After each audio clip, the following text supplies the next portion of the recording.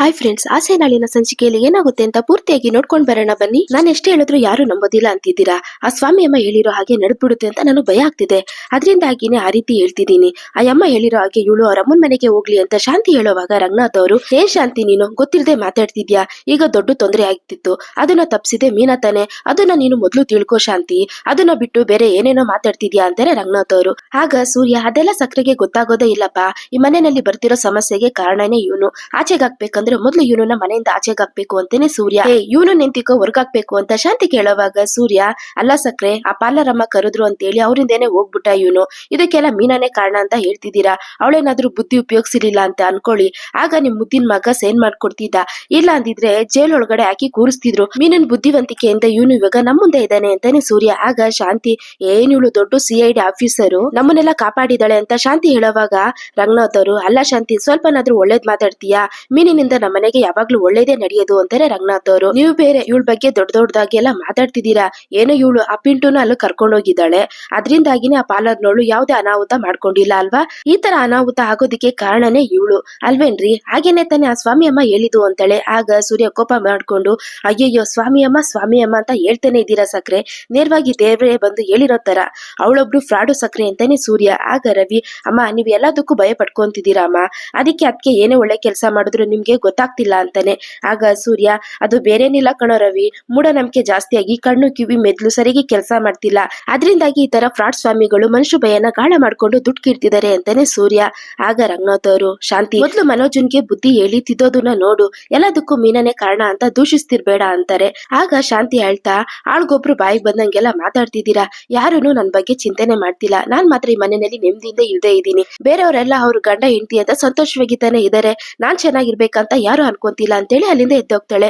ಆಗ ಮೀನಾ ಅದನ್ನ ಕೇಳಿ ಜೋರ ಕಳ್ತಿರೋವಾಗ ಸೂರ್ಯ, ಏನ್ ಮೀನಾ ಎಂತಿ ಕಳ್ತಿದ್ಯಾ, ಸಕ್ರೆ ಏನೋ ಹೇಳಿ ಹೋಗ್ತಿದ್ದಾರೆ ಅಂತ ಹೇಳೋವಾಗ ಮೀನಾ ಅಳ್ತಾ ಅಲ್ಲಿಂದ ಹೋಗ್ತಾಳೆ. ಈ ಕಡೆ ರೋಹಿಣಿ, ಅವನನ್ನ ಸ್ಕೂಲಿಂದ ಕರ್ಕೊಂಡ್ ಬರೋದಕ್ಕೂ ನಿನ್ ಕೈಲ್ ಆಗಲ್ವೇನಮ್ಮ ಅಂತ ಕೇಳೋವಾಗ ರೋಹಿಣಿ ತಾಯಿ, ನಾನು ಹೋದಾಗ ಅವನು ಸ್ಕೂಲ್ ಹತ್ರ ಇರ್ಲಿಲ್ಲ ಕಲ್ಯಾಣಿ ಅಂತಾರೆ. ನೀನು ಸ್ಕೂಲ್ ಹತ್ರ ಬೇಗ ಹೋಗ್ಬೇಕಿತ್ತಲ್ವಮ್ಮ ಅಂತ ರೋಹಿಣಿ ಕೇಳೋವಾಗ, ನಾನು ಯಾವಾಗ್ಲೂ ಹೋಗೋ ಟೈಮ್ಗೆನೆ ಓದೆ ಕಲ್ಯಾಣಿ, ಆದ್ರೆ ಸ್ಕೂಲ್ ನಲ್ಲಿ ಕೇಳಿದಿಕ್ಕೆ ಸೂರ್ಯ ಮೀನಾ ಬಂದು ಕರ್ಕೊಂಡೋದ್ರು ಅಂತ ಹೇಳಿದ್ರು ಅಂತಾರೆ.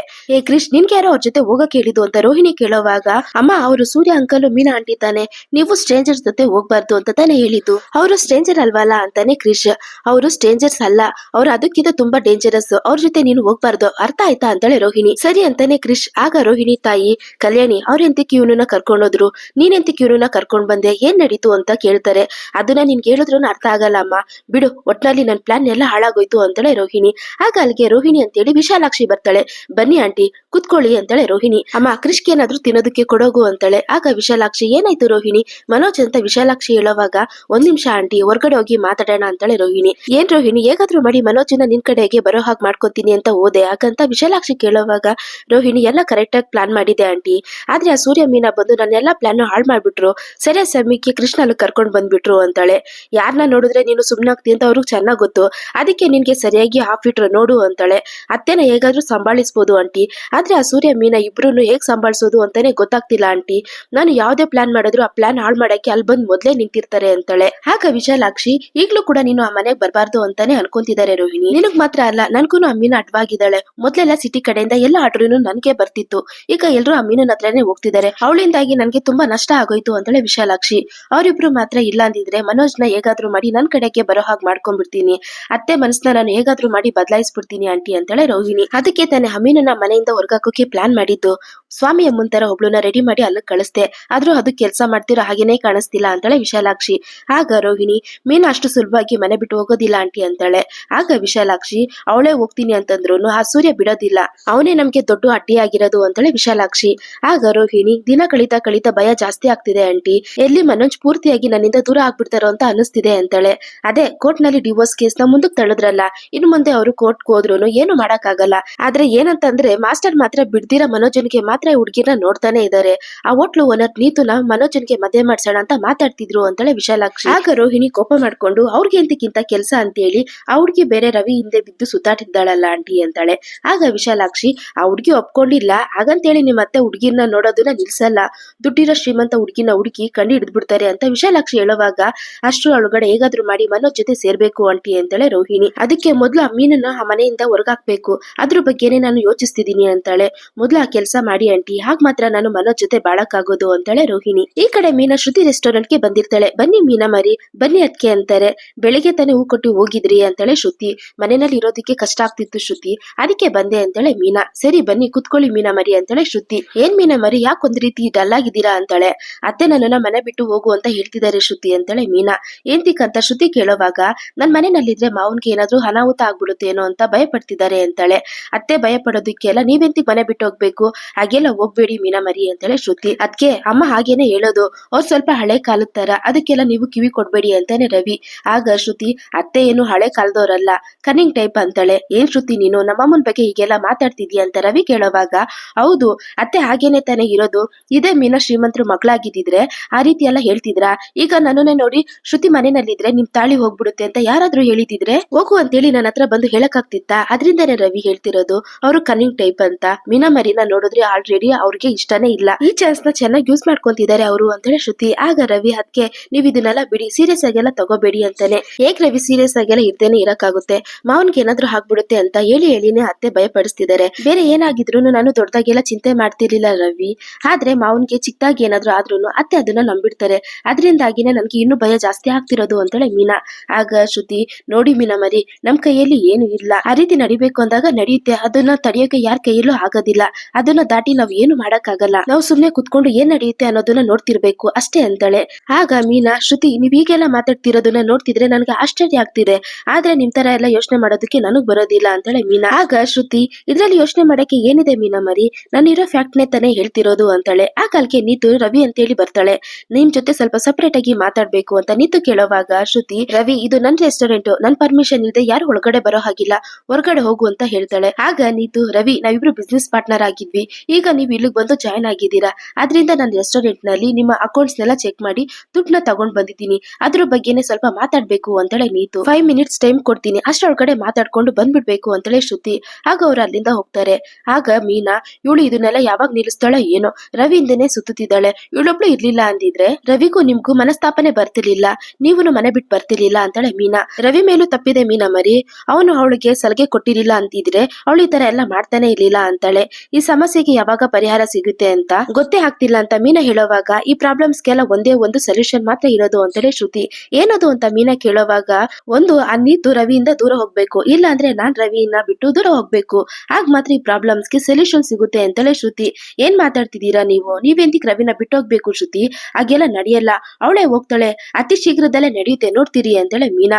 ನೋಡೋಣ ಅಂತಾಳೆ ಶ್ರುತಿ. ಈ ಕಡೆ ರವಿ ಏನ್ ವಿಷಯ ಹೇಳಿ ಅಂತ ಕೇಳೋವಾಗ ತಗೊಳ್ಳಿ ರವಿ, ಇದ್ರಲ್ಲಿ ನಿಮ್ಗೆ ಸೇರ್ಬೇಕಾಗಿರೋಷ್ಟು ಅಮೌಂಟ್ ನ ಬರ್ದಿದ್ದೀನಿ, ಚೆಕ್ ತಗೊಳ್ಳಿ ಅಂತಾಳೆ. ನನಗ್ ಬೇಡ ನೀವೇ ಇಟ್ಕೊಳ್ಳಿ, ಆಲ್ರೆಡಿ ಶ್ರುತಿ ಅಪ್ಪನಿಂದ ನಿಮ್ಗೆ ತುಂಬಾ ಸಮಸ್ಯೆಗಳು ಬಂದಿದೆ, ಹಾಗಂತ ಹೇಳೋವಾಗ ಅದ್ರ ಬಗ್ಗೆ ಎಲ್ಲ ನೀವು ವರಿ ಮಾಡ್ಕೋಬೇಡ ರವಿ, ನೀವು ವರ್ಕ್ ಮಾಡಿರೋದಕ್ಕೆ ಸ್ಯಾಲ್ರಿ ನ್ಯಾಯವಾಗಿ ಇದು ನಿಮ್ಗೇನೆ ಸೇರ್ಬೇಕು, ತಗೊಳ್ಳಿ ಪ್ಲೀಸ್ ಅಂತಾಳೆ. ರವಿ ಚೆಕ್ ನ ತಗೊಂತಾನೆ. ನಾನ್ ನನ್ ಮನ್ಸಲ್ಲಿರೋ ಆಸೆನೆಲ್ಲ ನೆರವೇರ್ಲಿ ಅಂತ ದೇವ್ರನ್ನ ಬೇಡ್ಕೊಂತಿದ್ದೀನಿ, ದೇವಸ್ಥಾನಕ್ಕೆ ಹೋಗಿ 1 ವೀಕ್ ಒಳಗಡೆ ಬಂದ್ಬಿಡ್ತೀನಿ ಅಂತಾಳೆ ನೀತು. ಆಗ ರವಿ ನಿಮ್ಗೆ ಅಂತ ಒಳ್ಳೆ ಲೈಫ್ ಸಿಗ್ಲಿ ಅಂತ ಬೇಡ್ಕೊಳ್ಳಿ, ಹೋಗ್ ಬನ್ನಿ ಅಂತಾನೆ ರವಿ. ಸರಿ ಅಂತೇಳಿ ನೀತು ಹೋಗ್ತಿರ್ತಾಳೆ. ನಂತರ ಓಡ್ ಬಂದು ರವಿ ಕೆನ್ನೆಗೆ ಮುತ್ನ ಕೊಡ್ತಾಳೆ. ಆಗ ರವಿ ಏನ್ ನೀತು ಏನ್ ಮಾಡ್ತಿದ್ದೀರಾ ಅಂತೇಳಿ ಒರ್ಸ್ಕೊಳ್ಳೋವಾಗ ನೀತು ಕೈ ಅಡ್ಡ ಇಟ್ಕೊಂತಾಳೆ. ಇದು ನಿಮ್ಮ ಹತ್ರನೇ ಇರ್ಲಿ Ravi, don't wipe it off ಅಂತಾಳೆ. ಆಗ ರವಿ ಕೋಪದಿಂದ ಬಿಡಿ ನೀತು ಅಂತಾನೆ. ಆಗ ನೀತು ಶ್ರುತಿ ಜೊತೆ ನಾನ್ ರವಿಗೆ ಕೊಡ್ಬೇಕಾಗಿರೋದನ್ನ ಕೊಟ್ಬಿಟ್ಟೆ, ಇನ್ ಮುಂದೆ ಅವನೇ ನನ್ಗೆ ವಾಪಸ್ ಕೊಡ್ಬೇಕು, ಅದನ್ನ ಅವನ್ಗೆ ಸರಿಯಾಗಿ ಹೇಳ್ಬಿಡಿ ಅಂತೇಳಿ ಅಲ್ಲಿಂದ ಹೋಗ್ತಾಳೆ. ರವಿ ಅವಳು ನಿನ್ಗೆ ಏನ್ ಕೊಟ್ಬಿಟ್ಟು ಹೋದ್ಲು, ಅದನ್ನ ವಾಪಸ್ ಕೊಡ್ಬೇಕು ಅಂತ ಬೇರೆ ಹೇಳಿ ಹೋಗ್ತಿದ್ದಾಳೆ ಅಂತ ಶ್ರುತಿ ಕೇಳೋವಾಗ ಮೀನಾ ಹೇಳಿ ರವಿ ನೀತು ಏನ್ ಹೇಳೋದ್ಲು ಅಂತ ಕೇಳ್ತಾಳೆ. ಅವರು ನನ್ಗೆ ಸೇರ್ಬೇಕಾಗಿರೋ ದುಡ್ಡ ಕೊಟ್ಟೋಗಿದ್ದಾರೆ ಅದಕ್ಕೆ ಅಂತಾನೆ. ಆಗ ಶ್ರುತಿ ಅವಳು ದುಡ್ಡು ಕೊಟ್ಲು ತಾನೆ, ಆದ್ರೆ ನೀನೆತ್ತಿಗೆ ವಾಪಸ್ ಕೊಡ್ಬೇಕು ಅಂತ ಕೇಳ್ತಾಳೆ. ನಾನೇನು ಕೊಡೋ ಹಾಗಿಲ್ಲ, ಅವ್ರೇನು ಬಾಯಿಗೆ ಬಂದಂಗೆಲ್ಲ ಮಾತಾಡೋಗ್ತಿದ್ದಾರೆ ಅಂತಾನೆ ರವಿ. ಇಲ್ವಲ್ಲ ಅವಳು ಕ್ಲಿಯರ್ ಆಗಿ ಹೇಳ್ಬಿಟ್ಟು ಹೋದ್ಲು ನೀನೇನು ಕೊಡ್ಬೇಕಂತ ಹಾಗಂತೇಳಿ. ರವಿ ಕೆನ್ನ ನೋಡಿ ಅವಳು ನಿನ್ಗೆ ಕಿಸ್ನ ಕೊಟ್ಲಾ ಹೇಳು ರವಿ, ನಾನ್ ಕೇಳೋದಕ್ಕೆ ಉತ್ತರ ಕೊಡು ಅಂತಾಳೆ ಶ್ರುತಿ. ಏನ್ ಶ್ರುತಿ ನೀವು ಈಗೆಲ್ಲ ಕೇಳ್ತಿದ್ದೀರಾ ಅಂತಾಳೆ ಮೀನಾ. ಆಗ ಶ್ರುತಿ ನಾನ್ ಕೊಟ್ಬಿಟ್ಟೆ, ರವಿನೇ ತಿರ್ಗಿ ವಾಪಸ್ ಕೊಡ್ಬೇಕು ಅಂತ ಅಂದ್ರೆ ಏನ್ ಅರ್ಥ ಅಂತಾಳೆ. ಬೇಡ್ದಿರೋದನ್ನೆಲ್ಲ ಕಲ್ಪನೆ ಮಾಡ್ಕೋಬೇಡ ಶ್ರುತಿ, ಆತರ ಎಲ್ಲ ಏನು ಇಲ್ಲ ಅಂತೇಳಿ ರವಿ ಅಲ್ಲಿಂದ ಹೋಗ್ತಾನೆ. ಅದೇ ಅವರೇ ಏನು ಇಲ್ಲ ಅಂತ ಹೇಳ್ತಿದ್ದಾರೆ ತಾನೆ, ಬಿಡಿ ಶ್ರುತಿ, ಬೇಡ್ದಿರೋದನ್ನೆಲ್ಲ ಯೋಚನೆ ಮಾಡ್ಬೇಡಿ ಅಂತಾಳೆ ಮೀನಾ. ಇಲ್ಲ ಮೀನಾ ಮರಿ, ಒಳಗಡೆ ಏನೋ ನಡೆದಿದೆ ಅಂತ ನನಗ್ ಚೆನ್ನಾಗ್ ಗೊತ್ತು ಅಂತಾಳೆ ಶ್ರುತಿ. ಆತರ ಎಲ್ಲ ಏನು ಇರಲ್ಲ ಶ್ರುತಿ, ಅದೇ ರವಿನೇ ಏನು ಇಲ್ಲ ಅಂತ ಹೇಳಿದ್ರಲ್ವಾ, ಬಿಡಿ ಶ್ರುತಿ, ಸರಿ ನಾನು ಹೊರಡ್ತೀನಿ ಅಂತೇಳಿ ಅಲ್ಲಿಂದ ಹೋಗ್ತಾಳೆ ಮೀನಾ. ರವಿ ಕೋಪದಿಂದ ಇರ್ತಾನೆ. ಆಗ ಶ್ರುತಿ ರವಿ ಡೀಟೇಲ್ಸ್ ನ ಕೇಳ್ದೆ ತಾನೆ, ಹೇಳು ಅಂತಾಳೆ. ಆಗ ರವಿ ಇಲ್ಲ ಶ್ರುತಿ, ಅವರು ಚೆಕ್ ಕೊಟ್ರು ಅಂತಾನೆ. ಅವಳು ಏನ್ ಕೊಟ್ಲು ಅಂತ ನಾನ್ ಕೇಳಿಲ್ಲ, ಹೇಗ್ ಕೊಟ್ರು ಅಂತ ಕೇಳ್ತಿದೀನಿ ಅಂತಾಳೆ. ರವಿ ಕೆನ್ನೆಗೆ ಮುತ್ ಕೊಟ್ಟು ಈ ರೀತಿ ಕೊಟ್ಲ ಅಂತ ಕೇಳ್ತಾಳೆ. ನೀನು ಅಂತೇಳಿ ರವಿ ಕೆನ್ನೆಗೆ ಹೊಡಿಯೋಕ್ ಹೋಗೋವಾಗ ಹಾಗೆ ಕೈ ಇಳಿಸ್ತಾಳೆ. ನಂತರ ಶ್ರುತಿ ಅಲ್ಲಿಂದ ಹೋಗೋವಾಗ ನೋಡಿದಾಗ ಅಯ್ಯೋ ಅವಳು ಸಾಯಿಸ್ತಿದ್ದಾಳೆ ಇವಳು ಸಾಯಿಸ್ತಿದ್ದಾಳೆ ಏನ್ ಮಾಡೋದು ಅಂತ ರವಿ ಯೋಚನೆ ಮಾಡ್ತಿರ್ತಾನೆ. ಈ ಕಡೆ ರಂಗನಾಥ್ ಅವರು ಕೇಶವ್ ಅವ್ರ ಜೊತೆ ಮಾತಾಡ್ಕೊಂಡು ರೋಡಲ್ಲಿ ನಡ್ಕೊಂಡ್ ಬರ್ತಿರ್ತಾರೆ. ಏನ್ ಗೊತ್ತ ಕೇಶವ, ಮಕ್ಳನ್ನ ಎತ್ವಿ ಸಾಕಿದ್ವಿ, ನಮ್ ಕಂಟ್ರೋಲ್ ನಲ್ಲಿ ಇದ್ರು, ಈಗ ಎಲ್ರು ಬೆಳೆದು ನಿಂತಿದ್ದಾರೆ, ನಮ್ ಕಂಟ್ರೋಲ್ ನಲ್ಲಿ ಇಲ್ಲ, ಇಂತ ಕಾಲದಲ್ಲಿ ಹಾಗೆ ಇರ್ತಾರೆ ಅಂತಾರೆ ರಂಗನಾಥ್ ಅವರು. ಆಗ ಕೇಶವ್ ಅವರು ಹೌದೌದು, ಇದ್ರೂನು ಕೆಲವೊಂದ್ ವಿಷಯದಲ್ಲಿ ಅವಸರ ಪಡ್ತಾರೆ ರಂಗ, ಈಗ ನಮ್ ಮನೋಜನ್ ವಿಷಯದಲ್ಲೇ ನೋಡು ಅದೇ ತಾನೇ ನಡೆದಿರೋದು ಅಂತಾರೆ. ಆಗ ರಂಗನಾಥ್ ಅವರು ಅವನು ಸಂತೋಷವಾಗಿದ್ರೆ ಅಷ್ಟೇ ಸಾಕು ನನ್ಗೆ, ಮನೋಜನ್ ಜೀವನ ಹೀಗಾಗೋಯ್ತು, ರವಿ ಜೀವನದಲ್ಲಿ ಏನ್ ನಡೆಯುತ್ತೆ ಅನ್ನೋದೇ ನನಗ್ ಗೊತ್ತಿಲ್ಲ ಅಂತಾರೆ. ಸೂರ್ಯನ್ ಮೀನಿನ ಜೀವನ ಚೆನ್ನಾಗಿನೇ ತಾನೇ ಇದೆ ಅಂತ ಕೇಶವ್ ಅವ್ರು ಕೇಳುವಾಗ ಸಂತೋಷವಾಗಿದ್ದಾರೆ, ಅದೇ ನನ್ ಮನ್ಸಿಗೆ ಸ್ವಲ್ಪ ನೆಮ್ಮದಿ. ಆದ್ರೆ ಶಾಂತಿ ಯಾರೋ ಒಬ್ರು ಸ್ವಾಮಿ ಅಮ್ಮನ್ನ ಮನೆ ಕರ್ಕೊಂಡ್ ಬಂದು ಅವ್ರು ಹೇಳೋದನ್ನೆಲ್ಲ ಸತ್ಯ ಅಂತ ನಂಬ್ಕೊಂಡು ಮೀನನ್ನ ಮನೆಯಿಂದ ಆಚೆ ಕಳ್ಸೋದಿಕ್ಕೆ ನೋಡ್ತಿದ್ದಾಳೆ ಅಂತಾರೆ ರಂಗನಾಥ್ ಅವರು. ಏನ್ ಹೇಳ್ತಿದ್ಯಾ ಅಂತ ಕೇಶವ್ ಅವ್ರು ಕೇಳುವಾಗ ಹೌದು ಅಂತಾರೆ. ದೇವ್ರ ಮೇಲೆ ನಂಬಿಕೆ ಇರ್ಬೇಕು, ಸ್ವಾಮಿಗಳನ್ನ ನಂಬೋದ ರಂಗ ಅಂತಾರೆ ಕೇಶವ್ ಅವರು. ಅದು ಅವಳಿಗೆ ಅರ್ಥನೇ ಆಗ್ತಿಲ್ವಲ್ಲ, ನನ್ಗೆ ಏನಾದ್ರೂ ಆಗ್ಬಿಡುತ್ತೇನೋ ಅಂತ ಭಯ ಅವಳಿಗೆ. ರಾತ್ರಿ ಆಗ್ಲು ಅಂತ ನೋಡ್ದೆ ಟ್ರೈನ್ ಓಡಿಸ್ತಿದ್ವಿ, ಹಾಗೆಲ್ಲ ಏನೂ ಆಗಿಲ್ಲ, ಆದ್ರೆ ಈಗ ರಿಟೈರ್ಡ್ ಆಗಿ ಮನೆಯಲ್ಲಿ ರೆಸ್ಟ್ ತಗೊಂತಿದೀನಿ, ಈಗ ನನ್ಗೆ ಏನಾಗ್ಬಿಡುತ್ತೆ ಅವಳಿಗೆ ಹೇಳಿದ್ರೆ ಅರ್ಥನೇ ಆಗಲ್ಲ. ಸರಿ ಬಾ ಏನ್ ನಡೆಯುತ್ತೆ ಅಂತ ನೋಡೋಣ ಅಂತಾರೆ ರಂಗನಾಥ್ ಅವರು. ನೀನ್ ಅವ್ರಿಗೆ ಅರ್ಥ ಮಾಡಿಸ್ಬೇಕಲ್ವಾ ರಂಗನಾಥ ಅಂತಾರೆ. ಇಷ್ಟು ವರ್ಷದಿಂದ ನೀನು ನೋಡ್ತಾನೆ ಇದೀಯ ತಾನೆ, ನಾನ್ ಹೇಳಿರೋದನ್ನ ಶಾಂತಿ ಎಲ್ ಕೇಳಿದಾಳೆ, ಅವಳು ಹೇಳಿರೋದು ಯಾವಾಗ್ಲೂ ಸರಿ ಅಂತಾಳೆ ಅಂತಾರೆ. ಆಗ ಅಲ್ಲೊಬ್ಬ ವ್ಯಕ್ತಿ ರಂಗನಾಥ್ ಅವರು ಬರೋದನ್ನ ನೋಡಿ ಬೈಕ್ ನ ಓಡಿಸ್ಕೊಂಡ್ ಬಂದು ರಂಗನಾಥ್ ಅವ್ರಿಗೆ ಡಿಕ್ಕಿ ಹೊಡಿತಾನೆ. ಆಗ ರಂಗನಾಥ್ ಅವರು ಕೆಳಗಡೆ ಬಿದ್ದು ಓದಾಡ್ತಿರ್ತಾರೆ. ಏನಾಯ್ತು ರಂಗನಾಥ ಅಂತ ಹೇಳಿ ಕೇಶವ್ ಅವರು ಅಳ್ತಿರ್ತಾರೆ. ತಲೆನಲ್ಲಿ ರಕ್ತ ಬರ್ತಿರುತ್ತೆ, ತುಂಬಾ ಗಾಬರಿ ಆಗಿರುತ್ತೆ. ಯಾರಾದ್ರೂ ಬನ್ನಿ ಅಂತ ಹೇಳಿ ಅಲ್ಲಿರೋ ಜನಗಳನ್ನೆಲ್ಲ ಕೂಗ್ತಿರ್ತಾರೆ. ಅಲ್ಲಿರೋ ಜನಗಳೆಲ್ಲ ಬರ್ತಾರೆ. ಯಾರೋ ಒಬ್ಬ ವ್ಯಕ್ತಿ ಫಾಸ್ಟ್ ಆಗಿ ಬಂದು ಆಕ್ಸಿಡೆಂಟ್ ಮಾಡಿ ಹೋಗ್ಬಿಟ್ಟ ಅಂತ ಹೇಳಿ ಯಾರಾದ್ರೂ ಆಂಬುಲೆನ್ಸ್ ಗೆ ಫೋನ್ ಮಾಡು ಅಂತಾರೆ ಕೇಶವ್ ಅವರು. ಈ ಕಡೆ ಶಾಂತಿ ಅಳ್ತಾ ಆಸ್ಪತ್ರೆಗೆ ಬಂದಿರ್ತಾಳೆ. ಅಯ್ಯೋ ದೇವ್ರೆ, ಅವ್ರಿಗೆ ಏನಾಯ್ತು ಅಂತಾನೆ ಗೊತ್ತಿಲ್ವಲ್ಲ ಅಂತ ಹೇಳಿ ಅಳೋವಾಗ ಅಲ್ಲಿಗೆ ರವಿ ಶ್ರುತಿನೂ ಬರ್ತಾರೆ. ಏ ಮನೋಜ, ಅಪ್ಪನ್ಗೆ ಏನಾಯ್ತು, ಎಲ್ಲಿದ್ದಾರೆ ಅಂತಾನೆ ರವಿ. ಏ ರವಿ, ನಾವು ಈಗ್ಲೇ ಬಂದ್ವಿ ಕಣೋ, ವಾರ್ಡ್ ನಲ್ಲಿ ಇದಾರೆ ಅಂತಾನೆ ಮನೋಜ. ಅಂಕಲ್ ಅಪ್ಪ ಎಲ್ಲಿದ್ದಾರೆ ಅಂತ ರವಿ ಕೇಳೋವಾಗ ಕೇಶವ್ ಅವರು ಒಳಗಡೆ ಇದಾರಪ್ಪ ಅಂತಾರೆ. ನಾನು ಅವ್ರನ್ನ ನೋಡ್ಬೇಕು ಅಂತ ಶಾಂತಿ ಕೇಳೋವಾಗ ಇಲ್ಲಮ್ಮ, ಡಾಕ್ಟರ್ ನೋಡ್ತಿದ್ದಾರೆ, ಅವರೇ ಕೂಗ್ತೀನಿ ಅಂತ ಹೇಳಿದ್ದಾರೆ ಅಂತಾರೆ. ಅವ್ರನ್ನ ನಾನು ಈಗ್ಲೇ ನೋಡ್ಬೇಕು ಅಂತ ಶಾಂತಿ ಹೋಗೋವಾಗ ಅಲ್ಲಿಗೆ ಸಿಸ್ಟರ್ ಬಂದು ನಿಂತ್ಕೊಳ್ಳಿ ಅಂತಾರೆ. ಆಗ ಕೇಶವ್ ಅವರು ಇವ್ರು ಅವ್ರ ಫ್ಯಾಮಿಲಿ ನಮ್ಮ, ಅವ್ರನ್ನ ನೋಡ್ಬೇಕು ಅಂತಿದ್ದಾರೆ ಅಂತಾರೆ. ಸ್ವಲ್ಪ ವೇಟ್ ಮಾಡಿ ಡಾಕ್ಟರ್ನ ಕೇಳ್ಕೊಂಡ್ ಬರ್ತೀನಿ ಅಂತಾರೆ. ಅಂಕಲ್ ಏನಾಯ್ತು ಅಂತ ರವಿ ಕೇಳುವಾಗ ಕಣ್ಮುಚ್ಚಿ ಕಣ್ಣು ತೆಗಿಯಷ್ಟರಲ್ಲಿ ಎಲ್ಲ ಮುಗ್ದೋಯ್ತಪ್ಪ, ಯಾರೊಬ್ಬ ವ್ಯಕ್ತಿ ಬೈಕ್ ನಲ್ಲಿ ವೇಗವಾಗಿ ಬಂದು ಅಪ್ಪನ್ಗೆ ಡಿಕ್ಕಿ ಹೊಡೆದ್ಬಿಟ್ರು, ಗಾಡಿ ನಿಲ್ಲಿಸ್ತೇನೆ ತಿರುಗಿ ನೋಡ್ದೆ ಹಾಗೆ ಹೊರಟೋಗ್ಬಿಟ್ರು ಅಂತ ಹೇಳ್ತಾರೆ. ಶಾಂತಿ ಅಯ್ಯಯ್ಯೋ ಅಂತ ಜೋರಾಗಿ ಅಳೋವಾಗ ಅತ್ತೆ ಅಳ್ಬೇಡಿ ಅತ್ತೆ, ಮಾವನ್ಗೆ ಏನು ಆಗಲ್ಲ ಅಂತ ಹೇಳಿ ಶ್ರುತಿ ಸಮಾಧಾನ ಮಾಡ್ತಿರ್ತಾಳೆ. ಆಗ ಅಲ್ಲಿಗೆ ಸೂರ್ಯ ಮೀನಾ ಬರ್ತಾರೆ. ಏ ರವಿ, ಅಪ್ಪ ಎಲ್ಲಿ ಅಂತ ಸೂರ್ಯ ಕೇಳೋವಾಗ ಒಳಗಡೆ ಡಾಕ್ಟರ್ ಚೆಕ್ ಮಾಡ್ತಿದ್ದಾರೆ ಕಣ ಸೂರ್ಯ, ವೇಟ್ ಮಾಡಕ್ ಹೇಳಿದ್ರು ಅಂತಾನೆ. ಅಂಕಲ್ ಏನಾಯ್ತು ಅಂತ ಸೂರ್ಯ ಕೇಳೋವಾಗ ಕೇಶವ್ ಅವರು ನಾನು ನಿಮ್ಮಪ್ಪ ದಾರಿನಲ್ಲಿ ಮಾತಾಡ್ಕೊಂಡ್ ಬರ್ತಿದ್ವಪ್ಪ, ಯಾರೊಬ್ಬ ವ್ಯಕ್ತಿ ವೇಗವಾಗಿ ಬಂದು ಅಪ್ಪನ್ಗೆ ಡಿಕ್ಕಿ ಹೊಡೆದ್ಬಿಟ್ರಪ್ಪ, ರಂಗನಾಥನ್ಗೆ ಕಾಲ್ಗೆ ಕೈಗೆ ಏಟ್ ಬಿದ್ದಿದ್ಯಪ್ಪ ಅಂತಾರೆ. ಆಗ ಸೂರ್ಯ ಸಿಕ್ಕುದ್ನವನು ಯಾರ್ ಡಿಕ್ಕಿ ಹೊಡೆದಿದ್ದು ಅಂತ ಕೇಳೋವಾಗ ಯಾರು ಅಂತಾನೆ ಗೊತ್ತಿಲ್ಲಪ್ಪ, ಡಿಕ್ಕಿ ಹೊಡೆದು ಗಾಡಿನ ನಿಲ್ಲಿಸ್ದೆ ಹಾಗೆ ವೇಗವಾಗಿ ಹೊಟ್ಟೋಗ್ಬಿಟ್ನಪ್ಪ ಅಂತಾರೆ. ಡಾಕ್ಟರ್ ಹೊರಗಡೆ ಬರ್ತಾರೆ. ಡಾಕ್ಟರ್ ನಮ್ಮ ಅಪ್ಪ ಹೇಗಿದ್ದಾರೆ ಅಂತಾನೆ ಸೂರ್ಯ. ಅವ್ರ ಮಗನ ನೀವು ಅಂತ ಕೇಳುವಾಗ ಹೌದು ಅಂತಾನೆ ಸೂರ್ಯ. ಅವ್ರ ಕಾಲ್ಗೆ ಫ್ರಾಕ್ಚರ್ ಆಗಿದೆ, ತಲೆಗೆ ಬೇರೆ ಏಟಾಗಿದೆ, ನೋವು ಜಾಸ್ತಿ ಇರೋದ್ರಿಂದ ಜ್ಞಾನ ತಪ್ಪಿದ್ದಾರೆ ಅಂತಾರೆ. ಡಾಕ್ಟರ್ ಫ್ರಾಕ್ಚರ್ ಅಂತ ಹೇಳ್ತಿದ್ದೀರಾ, ಸರ್ಜರಿ ಏನಾದ್ರು ಮಾಡ್ಬೇಕಾ ಅಂತಾನೆ ರವಿ.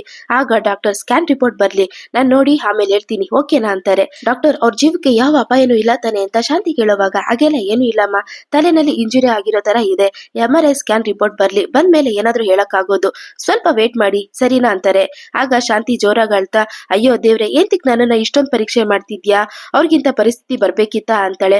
ಅಮ್ಮ ಅಳ್ಬೇಡಮ್ಮ, ಅಪ್ಪನ್ಗೆ ದೊಡ್ಡದಾಗಿ ಏನೂ ಆಗಿರಲ್ಲ ಅಮ್ಮ ಅಂತಾನೆ ರವಿ. ಮಮ್ಮಿ ರಿಪೋರ್ಟ್ ಬರ್ಲಿ, ಅದಕ್ಕೂ ಮುಂಚೆ ಏನೇನೋ ಯೋಚನೆ ಮಾಡ್ಕೊಂಡು ಅಳ್ಬೇಡ ಅಂತಾನೆ ಮನೋಜ. ಹೇಗೋ ಮನೋಜ ಅಳ್ದೇ ಇರಕ್ಕಾಗುತ್ತೆ, ಇಂಥ ವಯಸ್ಸಲ್ಲಿ ಅವ್ರಿಗೆ ಆಕ್ಸಿಡೆಂಟ್ ಆಗಿ ಅಡ್ಮಿಟ್ ಆಗಿದ್ದಾರೆ, ಅವ್ರಿಗೆ ಏನಾದ್ರೂ ಆಯ್ತಂದ್ರೆ ನಾನೇನೋ ಮಾಡೋದು ಅಂತ ಶಾಂತಿ ಜೋರಾಗಿ ಅಳೋವಾಗ ಅತ್ತೆ ಅಳ್ಬೇಡಿ ಅತ್ತೆ, ನೀವು ಧೈರ್ಯವಾಗಿರಿ, ಮಾವ ಹುಷಾರಾಗ್ತಾರೆ ಅಂತಾಳೆ ಶ್ರುತಿ. ಆಗ ಶಾಂತಿ ಈಗ ನಿನ್ಗೆ ನೆಮ್ಮದಿನ, ಅವತ್ತೇ ನಾನು ಬಡ್ಕೊಂಡೆ, ನನ್ ಮಾತ್ನ ಯಾರಾದ್ರೂ ಕೇಳಿದ್ರ, ಯಾರಾದ್ರೂ ನನ್ ಮಾತ್ನ ಅರ್ಥ ಮಾಡ್ಕೊಂಡ್ರ, ಎಲ್ಲ ಇವಳಿಂದಾಗಿನೇ ಅಂತ ಶಾಂತಿ ಮೀನಿಗೆ ಬಾಯಿ ಬಂದಂಗೆಲ್ಲ ಬೈತಿರ್ತಾಳೆ. ಆಗ ಶ್ರುತಿ ಅತ್ತೆ ಮಾವನ್ಗೆ ಆಕ್ಸಿಡೆಂಟ್ ಆದ್ರೆ ಮೀನವ್ರು ಏನ್ ಮಾಡ್ತಾರೆ ಅಂತಾಳೆ. ಇವಳೇ ಕಾರಣ, ಅವತ್ತೇ ಆ ಸ್ವಾಮಿ ಅಮ್ಮ ಹೇಳಿದ್ರು ಇವಳಿಂದಾಗಿನೇ ನನ್ ತಾಳಿಗೆ ಕೂತ್ ಬರುತ್ತೆ ಅಂತ, ನೋಡ್ದ ನಡೆಯೋದಿಕ್ಕೆ ಪ್ರಾರಂಭ ಆಗೋಯ್ತಲ್ಲ, ಈಗ ಸಂತೋಷನಾ ನಿನ್ಗೆ ಅಂತಾಳೆ.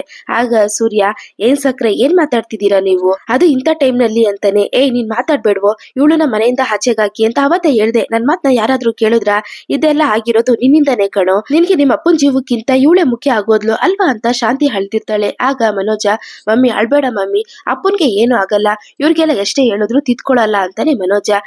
ಏನೋ ತಿತ್ಕೋಬೇಕು ಅಂತ ಸೂರ್ಯ ಕೇಳೋವಾಗ ಅವತ್ತ ಅಮ್ಮ ಹೇಳ್ದಾಗ್ಲೇ ಇವಳನ್ನ ಮನೆಯಿಂದ ಆಚೆ ಕಳ್ಸಿದಿದ್ರೆ ಅಪ್ಪನ್ಗೆ ಈ ತರ ಎಲ್ಲ ಆಗ್ತಿರ್ಲಿಲ್ಲ ತಾನೆ ಅಂತಾನೆ. ಮನೋಜ ಏನೋ ನೀನು ಲೂಸ್ ತರ ಮಾತಾಡ್ತಿದ್ಯಾ, ಅದಕ್ಕೂ ಇದಕ್ಕೂ ಏನೋ ಸಂಬಂಧ ಅಂತಾನೆ ರವಿ. ಸಂಬಂಧ ಇದೆ ಕಣೋ ಅಪ್ಪಿ, ಅಪ್ಪನ್ ಜೀವಕ್ಕೆ ಅಪಾಯ ಇದೆ ನಡೆದಿದೆ ಅಂತ ಆ ಯಮ್ಮ ಅವತ್ತೇ ಹೇಳಿದ್ರು ತಾನೆ, ಅದೇ ರೀತಿ ತಾನೇ ಈಗ ನಡೆದಿದೆ ಅಂತಾನೆ ಮನೋಜ. ಆಗ ಶ್ರುತಿ, ಏನ್ ಮನೋಜ್ ಅವ್ರೆ, ಈಗ ನಡೆದಿರೋದು ಒಂದು ಆಕ್ಸಿಡೆಂಟ್, ಬೈಕ್ ನಲ್ಲಿ ಬಂದಿರೋ ವ್ಯಕ್ತಿ ರ್ಯಾಶ್ ಆಗಿ ಡ್ರೈವ್ ಮಾಡಿದ್ದಾರೆ, ಅದು ಆ ವ್ಯಕ್ತಿ ತಪ್ಪು ಅಂತಾಳೆ ಶ್ರುತಿ. ಏ ಮನೋಜ, ರೋಡ್ ನಲ್ಲಿ ದಿನಾಗ್ಲೂ ಆಕ್ಸಿಡೆಂಟ್ ಆಗ್ತಾನೆ ಇರುತ್ತೆ ಕಣೋ ಅಂತ ರವಿ ಹೇಳುವಾಗ, ನನ್ ಫ್ರೆಂಡ್ಗೂ ಲಾಸ್ಟ್ ವೀಕ್ ಆಕ್ಸಿಡೆಂಟ್ ಆಗಿತ್ತು, ನಾನು ಹೋಗಿ ನೋಡ್ಕೊಂಡ್ ಬಂದೆ, ಅದಕ್ಕೋಸ್ಕರ ಟೈಮ್ ಸರಿ ಇಲ್ಲ ಅಂತ ಅರ್ಥನಾ? ಇಲ್ಲಾಂದ್ರೆ ಅವ್ರ ಮನೆಯಲ್ಲಿರೋರು ಕಾರಣ ಆಗಿರ್ತಾರ, ನೀವು ಕೂಡ ಇಡಿಯಟ್ ತರ ಮಾತಾಡ್ಬೇಡಿ ಅಂತಾಳೆ. ಮೀನಾ ಮರಿ, ನೀವೆತ್ತಿ ಕಳ್ತಾನೆ ಇದ್ದೀರಾ, ಅವ್ರೇನಂದ್ರೆ ಇಡಿಯಟ್ ತರ ಮಾತಾಡ್ತಾನೆ ಇದಾರೆ ಅಂತಾಳೆ. ಆಗ ಶಾಂತಿ, ಹೌದೌದು, ನಾನು ಇಡಿಯಟ್ಟೆ, ದೊಡ್ಡ ಇಡಿಯಟ್ಟು, ನಾನು ಹಾಗೆ ಇರ್ತೀನಿ, ನನ್ಗೆ ನನ್ ಗಂಡನೇ ಮುಖ್ಯ. ಅಯ್ಯಮ್ಮ ಹೇಳಿರೋ ಹಾಗೇನೆ ನಡ್ದ್ಬಿಡ್ತು, ನೋಡಿದ್ರ ಅವ್ರು ಹೇಳಿರೋದನ್ನ ಯಾರು ನಂಬೇ ಇರ್ಲಿಲ್ಲ, ನಾನ್ ಹೇಳ್ದಾಗ್ಲೇ ಕೇಳಿದಿದ್ರೆ ಈಗ ಈ ತರ ಆಕ್ಸಿಡೆಂಟ್ ಆಗ್ತಿತ್ತ ಅಂತ ಜ್ವರ ಗೆಳ್ತಿರ್ತಾಳೆ ಶಾಂತಿ. ಆಗ ಕೇಶವ್ ಅವರು, ಶಾಂತಮ್ಮ, ರೋಡ್ ನಲ್ಲಿ ಯಾರೋ ಒಬ್ನಿಂದ ರಂಗನಾಥನ್ಗೆ ಹೀಗಾಗೋಯ್ತು, ಅದಕ್ಕೋಸ್ಕರ ಪಾಪ ಮೀನಾ ಅವಳು ನಿಂತಿಕಮ್ಮ ಹೊಣೆ ಮಾಡ್ತಿದ್ದೀರಾ ಅಂತಾರೆ. ಆಗ ಶಾಂತಿ, ಇದಕ್ಕೆಲ್ಲ ಇವಳೇ ಕಾರಣ, ನನ್ನ ಕುಟುಂಬದಲ್ಲಿ ನಡೀತಿರೋ ಎಲ್ಲ ಕೆಟ್ಟದಕ್ಕೂ ಇವಳೇ ಕಾರಣ, ನಮ್ಮನೆ ಬೆಳಿದೇ ಇರೋದಕ್ಕೆ ಕಾರಣ ಈ ದರಿದ್ರ ಹಿಡ್ದಿರೋವಳೆ ಕಾರಣ ಅಂತ ಬೈತಿರ್ತಾಳೆ. ಆಗ ಸೂರ್ಯ, ಬೇಡ ಸಕ್ರೆ, ನಾನು ತಾಳ್ಮೆಯಿಂದ ಇದ್ದೀನಿ, ಬಾಯಿಗೆ ಬಂದಂಗೆಲ್ಲ ಮಾತಾಡ್ಬೇಡಿ ಅಂತ ಹೇಳೋವಾಗ ಶಾಂತಿ, ಏನು ನನ್ನನ್ನ ಹೊಡಿತೀಯಾ, ಒಡಿಯೋ ಒಡಿಯೋ, ಹೊಡೆದು ಸಾಯಿಸ್ಬಿಡೋ, ನಾನು ಅವ್ರ ತರನೇ ಮಲ್ಕೊಂಡ್ಬಿಡ್ತೀನಿ, ಒಡಿಯೋ ಅಂತಿರ್ತಾಳೆ ಶಾಂತಿ. ಇಲ್ಲಿಗೆ ಈ ಒಂದು ಸಂಚಿಕೆ ಮುಗಿಯುತ್ತೆ. ಈ ಸಂಚಿಕೆ ಇಷ್ಟ ಆಗಿದ್ರೆ ಪ್ಲೀಸ್ ಲೈಕ್ ಮಾಡಿ, ಶೇರ್ ಮಾಡಿ, ಕಮೆಂಟ್ ಮಾಡಿ, ಸಬ್ಸ್ಕ್ರೈಬ್ ಮಾಡ್ಕೊಳ್ಳಿ. ಮುಂದಿನ ಸಂಚಿಕೆಯಲ್ಲಿ ಭೇಟಿಯಾಗೋಣ. Thank you.